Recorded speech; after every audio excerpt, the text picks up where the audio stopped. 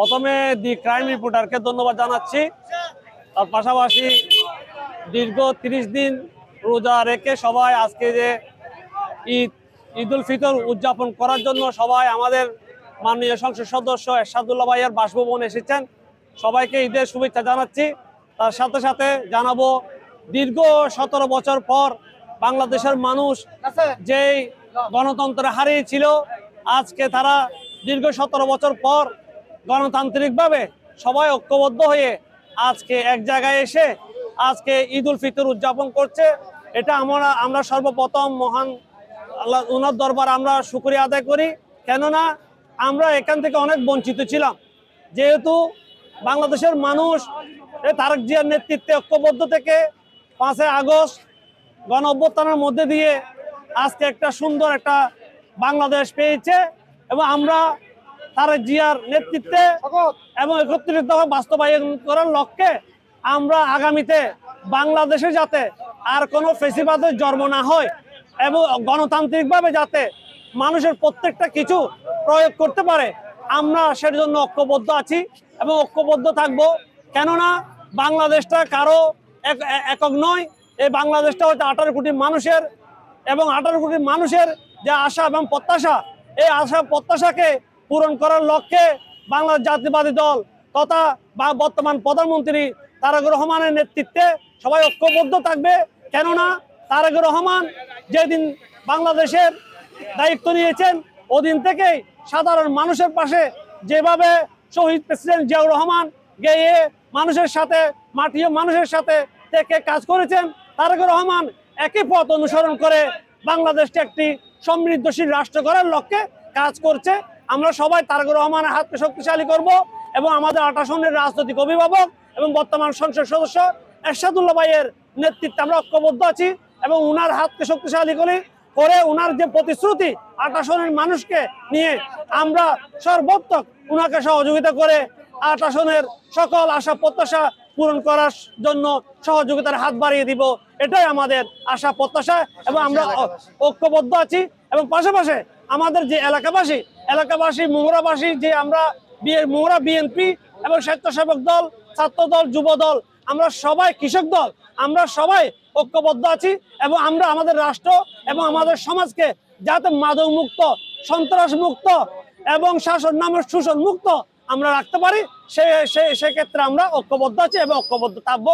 সবাইকে ধন্যবাদ জানাচ্ছি। একসাথে যদি করে তাহলে আমাদের লোকেশন এক একজন এমপির মহোদয়ের বাড়ি থেকে ঈদ কোলাকুলি করবে, সেটা হয়তো একটু হবে। সেজন্য আসন ভিত্তিক ভাবে যেভাবে করতে, যাতে প্রত্যেকটা এলাকার নেতা কর্মী যারা বিএনপি অনেক দিন ধরে বঞ্চিত, তারা যাতে সবার সাথে ঈদ কৌশল বিনিময় করতে পারে, সেজন্য এটা আমাদের নেত্রী এবং আমাদের বিশেষ করে আমাদের লোকাল এমপি মহোদয়রা ওই জন্য এটা করেছেন।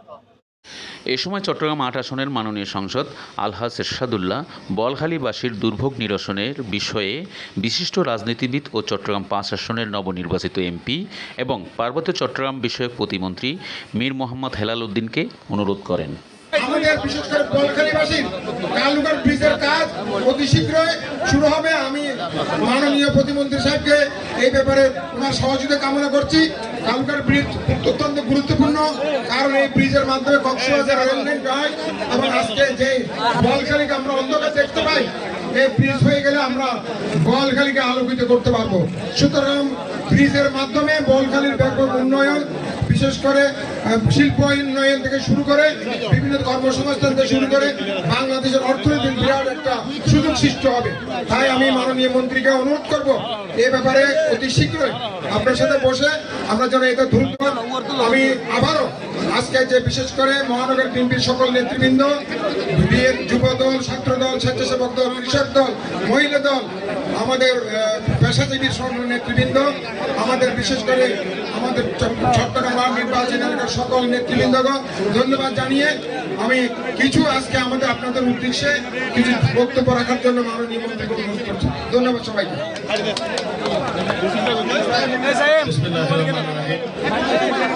আজকে এই এলাকার সবচেয়ে জনপ্রিয় সন্তান, আপনাদের ভোটে বিপুল ভোটে নির্বাচনের সদস্য চট্টগ্রাম মহানগর বিএনপি ক্রান্তিকালে যিনি আহ্বায়কের দায়িত্ব গ্রহণ করেছেন এবং এই 5ই আগস্ট 2024-এর আগে পর্যন্ত যে মানুষটাকে আমি সবসময় আন্দোলন সংগ্রামে পাশে পেয়েছি এবং অগ্রণী ভূমিকা উনি রেখেছেন, এবং যেই কারণে আমাদের দলের নেতা চেয়ারম্যান জনাব তারেক রহমান এবং গণপ্রজাতন্ত্রী বাংলাদেশ সরকারের মাননীয় প্রধানমন্ত্রী ওনাকে এই এলাকা থেকে মনোনয়ন দিয়ে এই এলাকা সহ চট্টগ্রামের উন্নয়নের দায়িত্ব দিয়েছেন সেই আমাদের অত্যন্ত প্রিয় জনাব এরশাদুল্লাহ সাহেব এমপি সাহেব এবং উপস্থিত এলাকাবাসী, আসসালামু আলাইকুম। আজকে আপনারা জানেন ঈদের দ্বিতীয় দিনে সবাই বাসায় কিছু না কিছু আয়োজন করে। এই অনুষ্ঠানটাতে আমি এসেছি একমাত্র কারণে এরশাদ আঙ্কেল অক্টোবর থেকে জানুয়ারি পর্যন্ত এবং তদুপরি জুলাই থেকে অগাস্ট পর্যন্ত এই প্রতিটি দিন যে ব্যক্তিটা আমার সাথে আন্দোলন নিয়ে সমন্বয় করেছেন, বিরোধীনভাবে এই বয়সে রাত 2টা-3টা পর্যন্ত যিনি সার্বক্ষণিক যোগাযোগ রেখেছেন এবং আন্দোলনে ভূমিকা রেখেছেন, উনি হচ্ছেন আমাদের নগর বিএনপি সম্মানিত আহ্বায়ক এই এলাকার এমপি জনাব এরশাদুল্লাহ। এবং আমি একটা দায়িত্ববোধ থেকে এখানে এসেছি, কারণ ওই সময়ে যদি এই সাহায্যটা উনি আমাকে না করতেন তাহলে এই কাজটা অনেক কঠিন হতো, এখানে অনেক ধরনের আমরা সংকটে পড়তাম। কিন্তু আজকে পরিবর্তিত প্রেক্ষাপটে আমাদের মাননীয় প্রধানমন্ত্রী জনাব তারেক রহমান কিছু কিছু প্রতিশ্রুতি করেছিলেন পরিকল্পনার অংশ হিসেবে। 1 মাসের আগে উনি সমস্ত প্রতিশ্রুতি পালন করতে পেরেছেন আলহামদুলিল্লাহ। এবং এটি আমাদের শুধু যে সরকারের মানে মন্ত্রিসভার সাফল্য তা নয়, প্রতিটি সংসদ সদস্য যারা নির্বাচিত হয়েছেন তারা যার যার এলাকা থেকেও কিন্তু এগুলার ইনপুট দিয়েছেন এবং সেগুলো আমরা বাস্তবায়ন করার চেষ্টা করছি।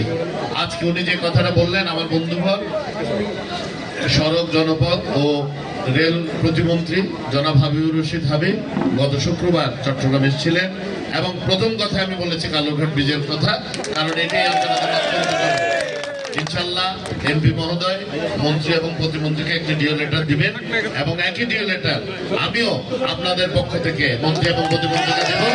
আমি বিশ্বাস করি আমাদের যদি উন্নয়ন করতে হয় শুধু চট্টগ্রাম আট নয়, এই পুরো চট্টগ্রামের উন্নয়নের দায়িত্ব কিন্তু আমাদের সকল মন্ত্রী এবং এমপিদের উপর বর্তায়। এবার যদি আমরা ব্যর্থ হই, চট্টগ্রামবাসী আমাদেরকে যে আস্থা দেখিয়েছে এই আস্থা কিন্তু আর ভবিষ্যতে দেখাবে না। এই জন্য আমরা সকলকে সাথে নিয়ে আমাদের তার যত পরিকল্পনা আছে সবকিছু বাস্তবায়ন করব। একই সাথে চট্টগ্রামের প্রতি যদি মনে হয় কোনো জায়গায় কোনো বৈষম্যমূলক আচরণ করছে, অবশ্যই সেটা সরবে প্রতিবাদ করব এবং সেটাকে সমাধানের চেষ্টা করব ইনশাআল্লাহ। আমাদের এখানে বোয়ালখালী এই কালুরঘাট ব্রিজ অবশ্যই এটা সমাধান হওয়া প্রয়োজন। এছাড়াও আপনাদের যে জলবদ্ধতার সমস্যা আছে, আরো রাস্তাঘাটের সমস্যা আছে, প্রতিটির ব্যাপারে আমরা সম্মানিত সংসদ সদস্যের সাথে মিলে ওনার পরামর্শ ক্রমে ওনার কি কি প্রয়োজন এগুলো নিয়ে আমরা অবশ্যই কাজ করব এবং ইনশাল্লাহ এই 5 বছর পরে চট্টগ্রামের মধ্যে অন্যতম উন্নত এবং সমৃদ্ধ। সবাই ভালো থাকবেন। আমি আবার আমার নিজের অনুষ্ঠানে যেতে হবে। আমি শুধুমাত্র আমার চাচা, উনি আমাকে অত্যন্ত স্নেহ করেন এবং আমরা একটা পরিবারের মতো। আমি ভাবলাম যে এই এলাকার লোকের সাথে এই এলাকায় এসে দেখা করে যাই। সবাই ভালো থাকবেন। ঈদ মোবারক।